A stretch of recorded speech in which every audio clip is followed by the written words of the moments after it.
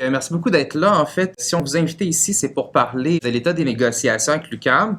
Tout d'abord, on veut dénoncer la lenteur des négociations, puis on souhaite surtout accélérer les procédures puis reprendre la discussion, surtout sur notre revendication prioritaire qui est le plancher d'heures. Parce que pour le moment, dans les plus récents développements du conflit de travail, l'administration nous a montré aucune volonté de vouloir s'assurer qu'il y a un minimum d'heures globales pour les étudiants et étudiantes employés. Et c'est plutôt l'inverse dont on a été témoin. C'est un refus catégorique de la part de l'UQAM de garantir un plancher d'heures. Donc, on le sait tous, depuis quelques années, on a un contexte d'austérité qui nous est imposé dans l'ensemble des services publics. Les universités ne sont pas épargnées. On compte même plusieurs centaines de millions de dollars de coupures dans le financement. Et on apprenait même cette semaine que le gouvernement avait l'intention de couper encore davantage dans les subventions aux masses salariales dont bénéficie notamment l'UQAM. Et donc, pour faire un peu écho à la conférence de presse qu'il y a eu hier avec des enseignantes et enseignants de l'UQAM, nous autres aussi, on veut inviter le ministre Pierre Moreau à venir voir l'effet des coupures sur l'université, question de voir l'ampleur des dégâts. Et donc, aussi au niveau de l'université, dans les 5 dernières années, le nombre total d'heures travaillées par l'ensemble des membres du CETU a diminué d'environ 21%. Et pour l'année en cours, l'UQAM souhaite faire d'autres compressions de l'ordre de 12,5 millions de dollars, tout en poursuivant des projets immobiliers qui sont non nécessaires à l'université. Donc, dans ce contexte, nous autres, on se préoccupe non seulement de notre avenir en tant que salariés, mais aussi en tant qu'étudiants et étudiantes et de l'impact de telles mesures sur notre université. Donc, l'administration qui souhaite notamment ajouter de nouveaux étages à des pavillons existants. Mais nous, on ne considère pas que c'est par des planchers de béton qu'on va assurer un avenir à l'université, mais qu'un plancher d'heures va justement garantir un meilleur avenir à notre institution. Et c'est pourquoi on considère que notre revendication du plancher d'heures, c'est une revendication primordiale, vraiment fondamentale pour assurer une meilleure qualité de vie à l'UQAM et une éducation qui est accessible et un enseignement de qualité. Et pour en parler plus longuement, je vais céder ma parole à ma collègue. Donc, merci. Comme Chloé l'a dit, le plancher d'heures, c'est une revendication prioritaire. Depuis le début, c'est clairement ce qu'on demande. Donc, c'est une revendication qui a été catégoriquement refusée par la direction de l'UQAM à plusieurs reprises. Et même si le CETU a fait des concessions, donc au début, on demandait une augmentation du nombre d'heures offertes en contrat. Maintenant, on demande un maintien pour seulement assurer la qualité des services qui sont déjà offerts. Mais encore une fois, la direction ne veut rien savoir de discuter d'un plancher d'heures. Qu'est-ce que ça fait un plancher d'heures? Ben, ça permettrait d'empêcher des coupures dans l'enseignement, dans les auxiliaires d'enseignement, mais aussi dans la qualité des services qui sont assurés par des étudiantes et des étudiants employés. Donc, ce qu'on demande aussi, c'est d'avoir une meilleure qualité pour l'enseignement.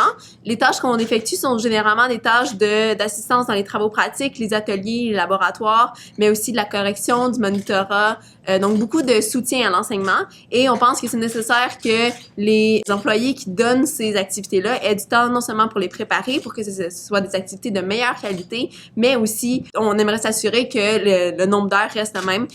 Surtout que ces services-là sont utilisés principalement par des étudiantes, des étudiants qui ont plus de difficultés à l'école. Donc, on aimerait assurer comme ça une meilleure équité aussi. Donc, une meilleure qualité de l'éducation, une meilleure équité dans les services éducatifs qui sont offerts à l'UQAM.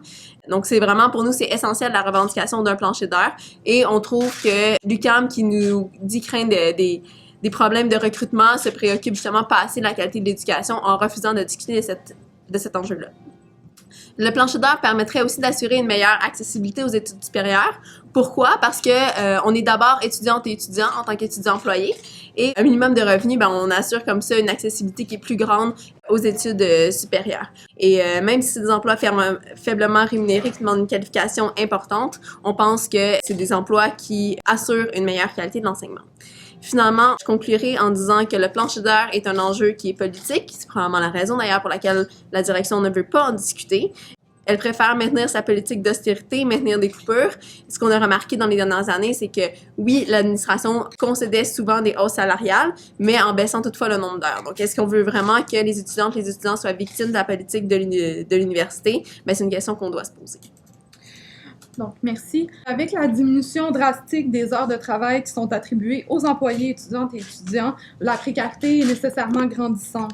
Donc, afin d'atténuer cet effet de précarité, le Fonds de solidarité du CETU a été créé le 7 janvier dernier pour les membres.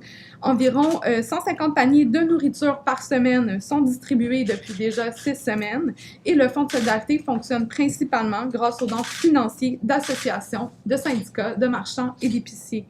Donc, cette initiative qui est née de la grève actuelle démontre bien la solidarité inhérente aux membres du CETU qui ont su mettre en place un projet positif et rassembleur en cette période vraiment difficile. Donc, au fil des semaines, les distributions du Fonds de solidarité se sont transformées en lieu de rencontres privilégiés, de mobilisation, d'organisation, d'échanges entre les membres. Même s'il s'agit d'une mesure temporaire visant à soutenir les membres pendant les négociations, la fréquentation de banques alimentaires fait partie de la réalité quotidienne des employés, étudiants et étudiantes. Il faut garder en tête que les membres du CETU sont des travailleurs et des travailleuses atypiques qui, en plus d'étudier, doivent conjuguer avec une baisse constante du nombre d'heures des contrats qui leur sont alloués. Donc, nous ne voulons pas que les étudiantes et les étudiants employés aient recours de manière permanente à des mesures d'aide. C'est pourquoi les membres du CETU continuent de lutter pour l'établissement d'un plancher d'heures dans leur convention collective. Nous critiquons au passage le manque d'ouverture de l'administration de l'UQAM dans les négociations et nous leur demandons de revenir s'asseoir à la table pour négocier. Merci beaucoup.